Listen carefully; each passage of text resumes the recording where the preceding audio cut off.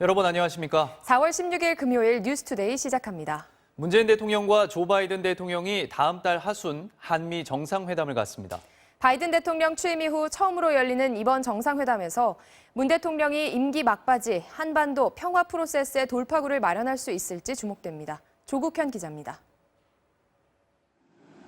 문재인 대통령이 5월 말 미국 워싱턴 DC를 방문해 조 바이든 미국 대통령과 첫 한미 정상회담을 개최할 예정이라고 청와대가 밝혔습니다.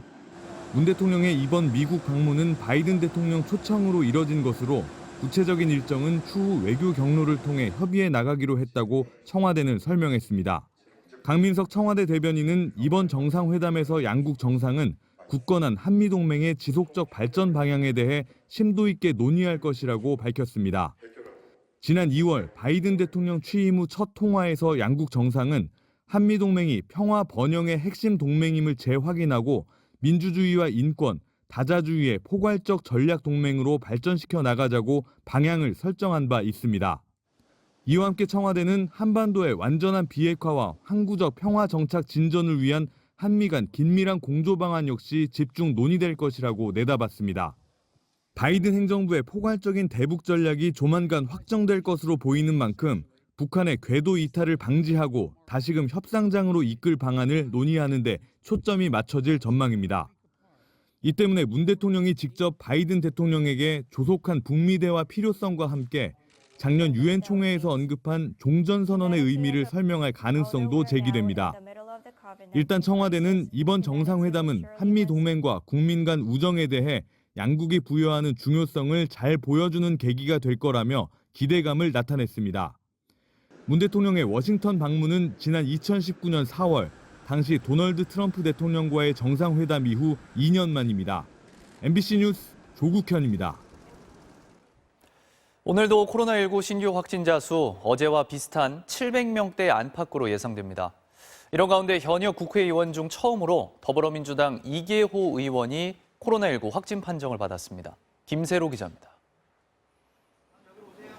어젯밤 9시까지 집계한 코로나19 신규 확진 환자는 628명. 전날 같은 시간보다 4명 적은 수치로 자정까지 집계한 코로나19 신규 환자는 오늘도 600명 후반에서 700명대 안팎을 기록할 걸로 보입니다. 지역별로는 서울 210명을 비롯해 경기 206명, 인천 12명으로 수도권 환자 발생이 전체의 68%였습니다. 일상 속 감염은 계속됐습니다. 지난 14일 정부 과천청사 공무직원 1명이 확진 판정을 받은 데 이어 추가로 4명이 양성 판정을 받았고 서울중앙지방법원에서도 직원 1명이 코로나19 확진 판정을 받아 방역 조치가 이루어졌습니다. 울산에서는 확진된 교사와 접촉한 중학생 6명이 추가 감염된 걸로 파악됐습니다. 이렇게 확산세가 지속되는 가운데 감염자의 절반 정도가 무증상인 걸로 나타나자 정부는 감염 취약시설에 대한 선제검사를 벌이기로 했습니다. 의무화한 이후에 집단 발생 시설당 평균 확진자 수, 그리고 유행 기간, 치명률 모두가 감소하는 것을 확인하였습니다. 이런 가운데 현역 국회의원 중 처음으로 더불어민주당 이계호 의원이 코로나19 확진 판정을 받았습니다. 이 의원은 지역구 수행비서가 확진되면서 밀접 접촉자로 분류됐고 이후 검사에서 양성 판정을 받은 걸로 전해졌습니다.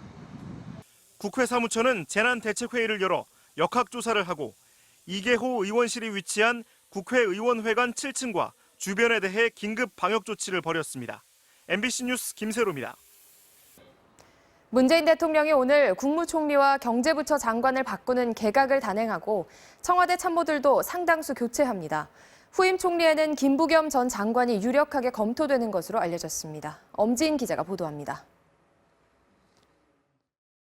문재인 대통령이 오늘 현 정부 세 번째 국무총리 후보자를 지명합니다. 이낙연, 정세균 총리에 이은 세 번째 총리 후보자로는 김부겸 전 행정안전부 장관이 유력하게 거론됩니다. 김 전 장관은 대구에서 국회의원을 지냈고 중도 통합적 인사라는 점에서 여당 지도부의 추천을 받은 것으로 알려졌습니다. 다만 문 대통령이 막판 검토 과정에서 여성 정치인이나 경제 전문가 발탁으로 선회했을 가능성도 배제할 수는 없습니다. 경제부처를 중심으로 상당수 장관도 교체될 것으로 보입니다. 이미 사의를 수용한 변창흠 국토부 장관과 재임 1년을 훌쩍 넘긴 고용노동부, 산업통상자원부 장관 등이 인사 대상입니다. 개각을 앞둔 문재인 대통령은 경제부처 장관들과 대기업 CEO들이 참석하는 확대 경제장관 회의를 소집해 내각 개편 시기 업무 공백이 없도록 경제 상황을 점검했습니다. 문 대통령은 특히 경제 지표와 국민 체감 사이에 큰 차이가 있다며 경제 활력 회복을 강조했습니다. 경제 회복의 시계가 더욱 빠르게 돌아야 합니다. 방역이 안정되는 대로 과감한 소비 활성화 방안도 준비할 것입니다. 개각과 동시에 청와대 참모진도 대거 교체됩니다. 후임 정무수석의 비문으로 분류된 이철희 전 의원이 유력한 가운데 인사수석과 사회수석 등도 바뀔 전망입니다. MBC 뉴스 엄지인입니다. 미국 의회 초당적 기구인 톰 렌토스 인권위원회가 한국의 대북전단 금지법에 대한 화상 청문회를 열었습니다. 이 법이 북한으로 정보가 유입되는 것을 막고 표현의 자유를 침해한다는 비판이 주로 나왔는데요. 청문회에 앞서 미국 국무부는 대북전단 금지법과 관련해 한국 사법부가 재검토할 수단을 갖고 있다며 재검토를 압박했습니다. 워싱턴 여홍규 특파원이 보도합니다. 청문회 증인으로 참석한 수전 숄티 북한 자유연합 대표는 대북전단 살포를 금지하는 건 명백한 표현의 자유 침해라며 한국 정부를 비난했습니다. Moon's actions have prolonged the suffering of North Koreans in China, North Koreans in South Korea, and North Koreans in North Korea. 청문회를 주최한 톰 렌토스 인권위원회 공동의장인 제임스 맥거번 하원 의원도 안보를 이유로 표현의 자유를 침해해선 안 된다며 이 법이 개정되길 바란다고 밝혔습니다. Personally, I hope the Assembly decides to fix the bill. Again, that's the advantage of living in a democracy. There's always a chance for a redo. 전반적으로 비판론이 우세한 가운데 대북전단의 실효성에 의문을 제기하는 목소리도 나왔습니다. 증인으로 참석한 전수미 변호사는 북한 주민들은 이미 북중 접경 지역 등 다양한 경로로 많은 정보를 접하고 있다면서 대북전단은 북한에 남아있는 탈북민 가족들을 위험하게 할 뿐이라고 주장했습니다.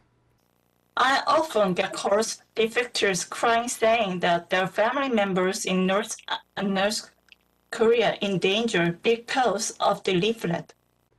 청문회가 열린 4월 15일은 김일성 주석의 생일인 태양절이란 점에서 관심을 모았는데 아직 북한의 공식 반응은 나오지 않았습니다. 청문회에 앞서 국무부는 대북전단 금지법을 우회적으로 비판했습니다. 국무부는 대북전단 금지법과 관련한 입장을 묻는 MBC의 서면 질문에 우리는 한국이 독립적이고 강한 사법부를 가진 민주주의 국가로서 법을 재검토할 수 있는 수단을 갖고 있다는 사실을 존중한다고 밝혔습니다. 국무부가 대북전단 금지법에 대한 우려를 표명한 적은 있지만 재검토를 명시적으로 언급한 건 처음입니다. 이번에도 우회적으로 표현했지만 압박 수위가 한층 높아졌습니다. 워싱턴에서 MBC 뉴스 여홍규입니다. 정부가 오는 8월부터 국내 제약사 중 한 곳이 코로나19 백신을 대규모로 위탁 생산한다고 밝혔습니다. 다만 아직 계약이 끝나지 않은 만큼 어느 제약사가 어떤 백신을 얼마나 생산하게 될지 공개하지 않았습니다. 박윤수 기자입니다. 상반기 국내 도입이 확정된 백신은 아스트라제네카 534만 명분과 화이자 370만 명분 등 총 904만 명분입니다. 얀센과 모더나, 노바백스와도 2분기 135만 명분 도입을 추진 중이지만 아직 일정이 정해지지 않았습니다. 특히 미국 등 일부 국가들이 백신을 싹쓸이하면서 국내 접종 계획이 틀어질 수 있다는 우려까지 나오는 상황에서 정부가 이례적으로 추진 중인 백신 계약을 공개했습니다. 백영하 범정부 백신 도입 TF 팀장은 국내 제약사가 해외에서 승인된 백신을 생산하기 위해 계약을 추진 중이라면서 8월부터는 백신이 국내에서 대량 생산될 예정이라고 밝혔습니다. 업계에서는 GC 녹십자가 모더나 백신의 허가와 유통을 담당하는 만큼 8월 국내 생산될 백신이 모더나일 가능성이 제기됐지만 녹십자는 이를 부인했습니다. SK바이오사이언스는 아스트라제네카와 노바백스 백신을 생산하느라 추가 생산 여력이 없다고 전했습니다. 이에 따라 일각에서 국내에서 위탁 생산 중인 러시아 스푸트니크 V 백신 도입 가능성도 제기되고 있지만 보건복지부 고위 관계자는 사실이 아닌 걸로 안다고 말했습니다. 정부는 어느 기업이 무슨 백신을 얼마나 생산하게 될지는 위탁 계약이 마무리되면 공개하겠다고 덧붙였습니다. 그리고 11월 집단 면역에는 차질이 없게 수급 계획을 추진하고 있다고 강조했습니다. 백신 접종은 순조롭게 진행되고 있습니다. 화이자 백신을 접종하는 예방접종센터는 전국 175곳으로 늘었고 이달 말까지 모두 264곳이 문을 열 예정입니다. 또 다음 주부터는 보건소 외에 위탁의료기관에서도 아스트라제네카 백신 접종이 시작됩니다. MBC 뉴스 박윤수입니다.